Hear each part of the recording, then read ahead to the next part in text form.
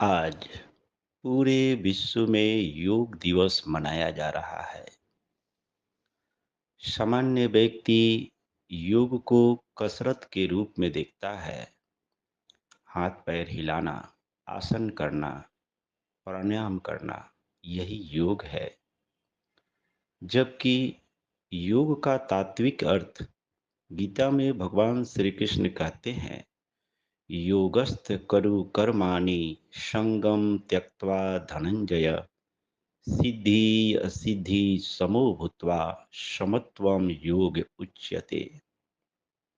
अर्थात योग में स्थित होकर कर्म करना चाहिए। योग इसलिए करना है कि मन अपनी समता को न खोए। जीवन में सुख हो तो भी, दुख हो तो भी, दोनों स्थिति को जो स्वीकार करता है, सुख के आने पर अहंकारी नहीं हो जाता और दुख के आने पर निराशा के गर्त में नहीं चला जाता।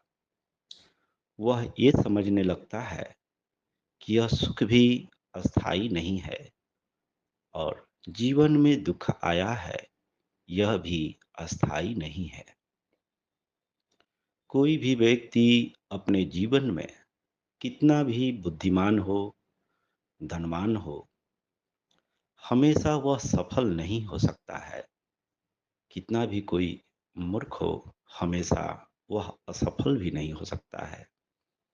हर व्यक्ति के जीवन में सफलता, असफलता, लाभ, हानि, जय, पराजय, जस, अपजस, यह मिलने ही वाला है।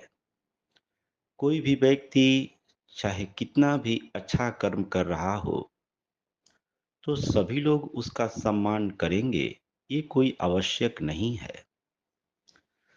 ऐसा भी होता है कि जिस व्यक्ति के लिए हम अच्छे कर्म कर रहे हैं, वह आज हमारी सम्मान कर रहा है, लेकिन कुछ दिन के बाद ऐसा भी हो सकता है कि वह हमारा अपमान और अनादर भी करने लगे। ये दोनों घटना घटेगी। योग में स्थित होकर इसीलिए कर्म करना है कि इन दोनों घटनाओं के लिए हमारा मन तैयार रहे। आज जो अब सम्मान कर रहा है, हो सकता है वही व्यक्ति कुछ दिन के बाद हमारा अपमान भी करने लगे। तो जब सम्मान के लिए हम तैयार हैं, तो अपमान के लिए भी तैयार रहना जरूरी है। योग उसी को कहते हैं जिसमें मन पूरी तरह से संतुलन में आ जाए। बाहरी प्रक्रियाएं होने पर, बाहरी घटनाएं घटने पर मन की स्थिति बिगड़े नहीं। इसलिए मन को स्थिर करने के लिए ही योग की आवश्यकता है। आसन प्राणायाम योग का ही एक अंग है। मूल चीज ध्यान के द्वारा मन को क्षमता में स्थित कर लेना ही योग है। महर्षि पतंजलि कहते हैं कि तदा द्रष्टु स्वरूपे अवस्थानम योगस्थ योगः चित्त योगस्य चित्त वृत्ति निरोध। योग का प्रथम सूत्र होता है कि योग करने से चित्त की वृत्तियां निरुद्ध हो जाती है।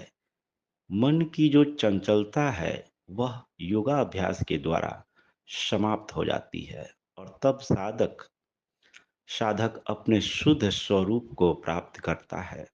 योग का दूसरा सूत्र है तदा द्रष्टु स्वरूपे अवस्थानम, अर्थात तब दृष्टा अपने शुद्ध स्वरूप को जान लेता है और शुद्ध स्वरूप को जानकर वह बाहर के घटनाओं के घटने पर विचलित नहीं होता है। सुख आता है, जीवन में सफलताएं आती है, तो उसका श्रेय स्वयं पर नहीं लेता।